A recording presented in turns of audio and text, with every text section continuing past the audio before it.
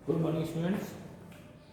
पिछला टॉपिक हम लोगों ने किसके बारे में पढ़ा था? Physical properties of metals and non metals. बहुत सारी फिजिकल प्रॉपर्टीज हम लोगों ने पढ़ी थी, जैसे sonorous property, lustrous property, hardness, ductility, malleability. अब हम लोग जो पढ़ेंगे थोड़ा सा डिफरेंस है, थोड़ा सा हम लोग केमिकल प्रॉपर्टीज के बारे में पढ़ेंगे। ज़्यादा कुछ नहीं है, हल्की हल्की है, थोड़ा सा इंट्रोडक्शन है, थोड़ा थोड़ा सा केमिकल प्रॉपर्टीज किसी किसी मेटल और नॉन मेटल्स की। अगर कोई मेटल या नॉन मेटल वाटर के साथ या ऑक्सीजन के साथ, एयर के साथ रिएक्ट करता है तो क्या होता है? हमको ये तो पता है कि मेटल्स क्या होते हैं, नॉन मेटल्स कैसे होते हैं, उनमें प्रॉपर्टीज पढ़ ली, सब कुछ कर लिया, अंडरस्टैंड कर लिया कि भाई मेटल एंड नॉन मेटल्स क्या होते हैं। बेसिकली अब जो हमें करना है वो जो फंडामेंटल होता है कि अगर कोई मेटल एयर में रखा हुआ है तो क्या होगा। हम लोग पढ़ा है कि जंग लग जाना, पानी पड़ गया है, हवा लग गई तो जंग लग गया लोहे में। भाई जंग लगना क्या है? वो उसकी एक केमिकल प्रॉपर्टी है। जंग लगना कोई दूसरा कहीं से कोई चीज ला के छोड़ नहीं दी गई है, वो उसी आयरन की क्या है, केमिकल प्रॉपर्टी। मीन्स वो रिएक्शन कर रहा है, किसके साथ रिएक्शन कर रहा है? वाटर के साथ कर रहा है, एयर के साथ कर रहा है। बेसिकली एयर की बात करें तो एयर के साथ रिएक्शन करने का मतलब क्या होता है कि ऑक्सीजन के साथ रिएक्शन करना। तो हम लोग सबसे पहला टॉपिक यही लेते हैं कि reaction of metal and non metals with oxygen. Reaction with oxygen. अगर ऑक्सीजन के साथ रिएक्शन होता है किसी भी मेटल या नॉन मेटल्स का तो क्या होता है? कभी भी अगर कोई मेटल या नॉन मेटल ऑक्सीजन के साथ रिएक्ट करेगा तो क्या बनाएगा? ऑक्साइड बना देगा। क्या बनाएगा? मेटल ऑक्साइड बनाएगा। जब भी मेटल प्लस ऑक्सीजन होंगे, मेटल प्लस ऑक्सीजन होगा तो क्या मिलेगा हमें? मेटल ऑक्साइड मिल जाएगा। सिंपल सा आपको समझना। अगर कोई मेटल ऑक्सीजन के साथ रिएक्शन करता है तो हमें क्या मिलता है? मेटल ऑक्साइड मिल जाता है। अगर कोई मेटल ऑक्सीजन के साथ रिएक्शन करता है तो हमें क्या मिलता है?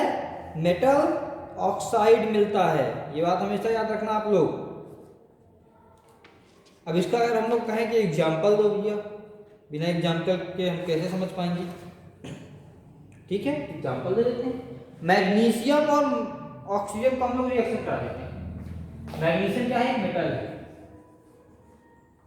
मैग्नीशियम एक क्या है? मेटल होता है। इसका रिएक्शन किसके साथ हो रहा है? ऑक्सीजन के साथ हो रहा है। रिएक्शन किसके साथ हो रहा है? ऑक्सीजन के साथ हो रहा है। क्या बना रहा है ये? मैग्नीशियम ऑक्साइड बना दे रहा है। अगर मैग्नीशियम का रिएक्शन ऑक्सीजन के साथ हो रहा है तो क्या बना रहा है? मैग्नीशियम ऑक्साइड बना रहा है। क्या बना रहा है? मैग्नीशियम ऑक्साइड बना रहा है। मतलब कोई भी मेटल अगर ऑक्सीजन के साथ रिएक्शन करेगा तो हमें क्या देगा? उसका ऑक्साइड फॉर्म देगा। मींस मेटल ऑक्साइड बनाएगा। क्या बनाएगा? मेटल ऑक्साइड बनाएगा। अब इसका नेचर कैसा होता है? इसका नेचर बेसिक होता है। नॉन मेटल होता तो एसिडिक हो जाता। ठीक है,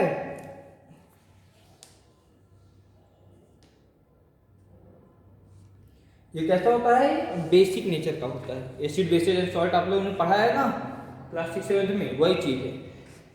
अब हम लोग बात करते हैं, भाई हमने पढ़ा ठीक है ऑक्सीजन के साथ रिएक्शन हो रहा है तो मेटल ऑक्साइड बना रहा है, जिसका नेचर क्या होता है? बेसिक होता है। अब हम लोग ठीक है बात करते हैं वाटर के साथ होगा तो क्या होगा? ठीक है, वाटर की बात कर लेते हैं।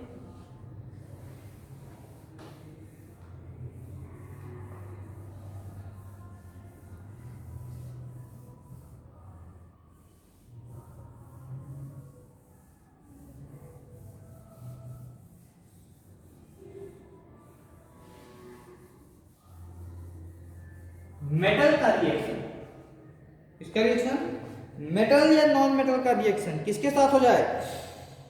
वाटर के साथ हो जाए तो क्या बनाएगा?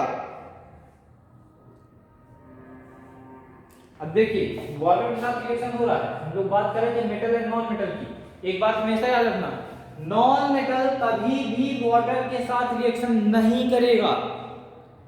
नॉन मेटल कभी भी ऑक्सीजन के साथ रिएक्शन नहीं करेगा, याद रखना हमेशा आप लोग। नॉन मेटल कभी भी वाटर के साथ रिएक्शन नहीं करेगा, नॉन मेटल कभी भी ऑक्सीजन के साथ रिएक्शन नहीं करेगा।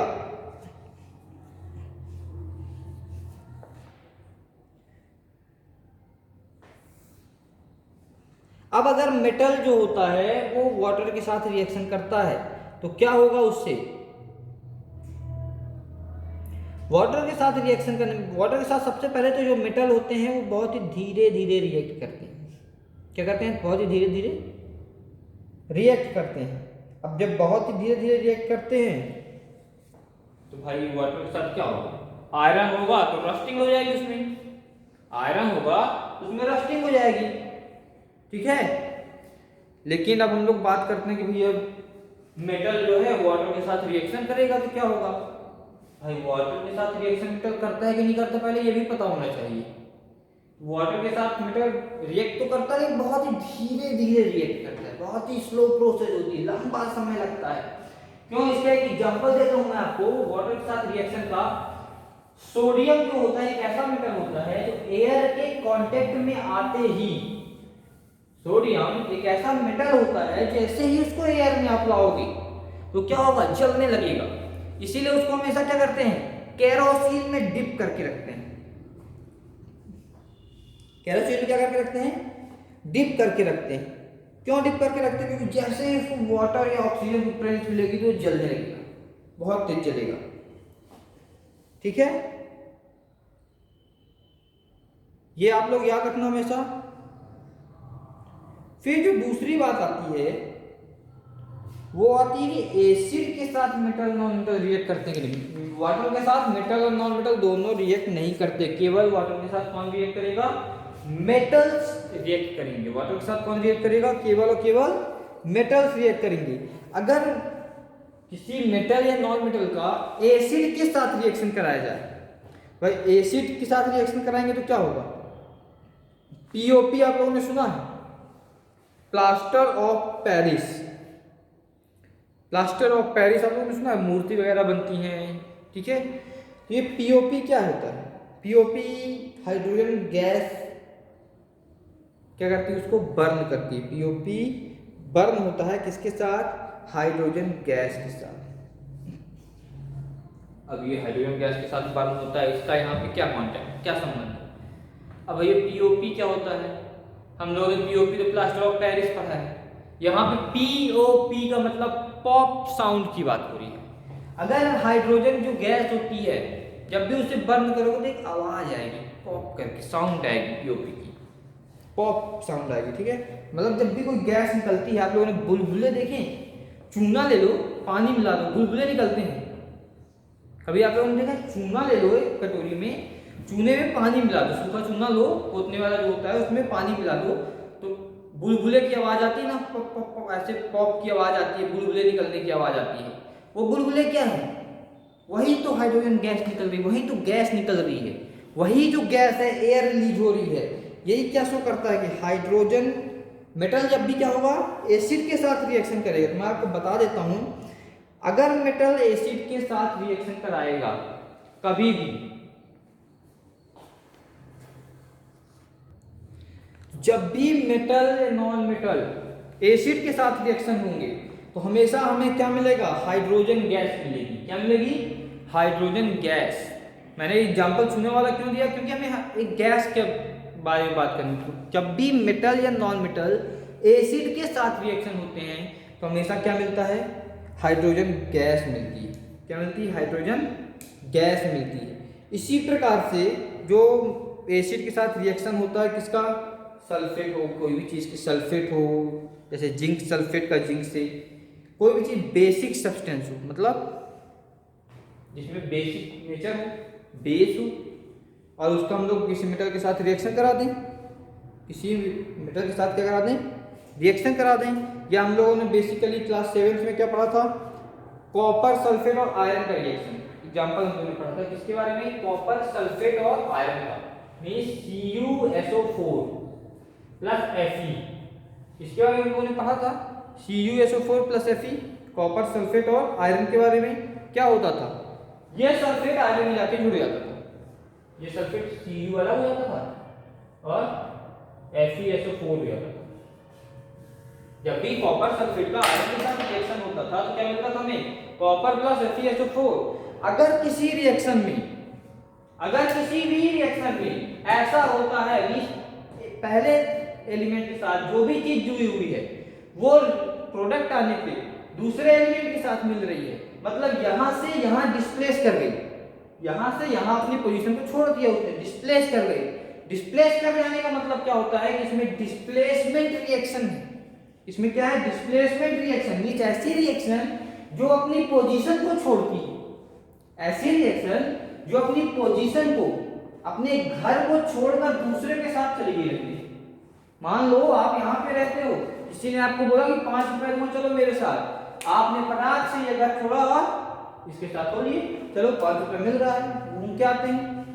वही चीज है CuSO4 और आयरन का जब रिएक्शन हुआ, क्लास 7 में आपने पढ़ा था, क्या हुआ था, कॉपर सल्फेट, आयरन ज्यादा रिएक्टिव होता है कॉपर से, इस कारण से सल्फेट आयरन के साथ रिएक्ट कर गया। और ऐसी रिएक्शन जहां भी डिस्प्लेसमेंट होता है किसी भी चीज का, अपनी पोजीशन छोड़ के दूसरी पोजीशन के साथ कोई भी चीज जुड़ती है, हम उसे बोलते हैं डिस्प्लेसमेंट रिएक्शन।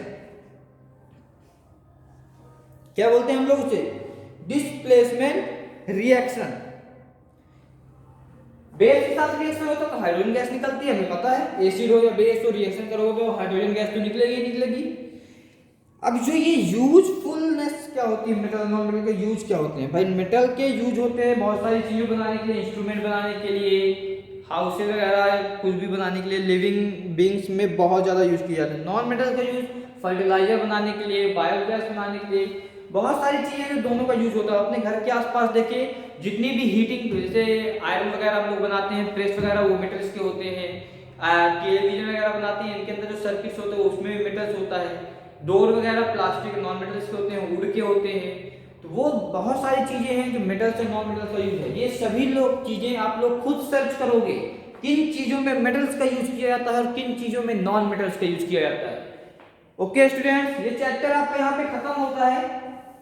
इस चैप्टर में ज्यादा कुछ पढ़ने के लिए है नहीं, थोड़ा बहुत आपको इन्फॉर्मेशन दी गई है, बेसिक इन्फॉर्मेशन, बहुत ज्यादा डीप इन्फॉर्मेशन नहीं है, बेसिक इन्फॉर्मेशन है।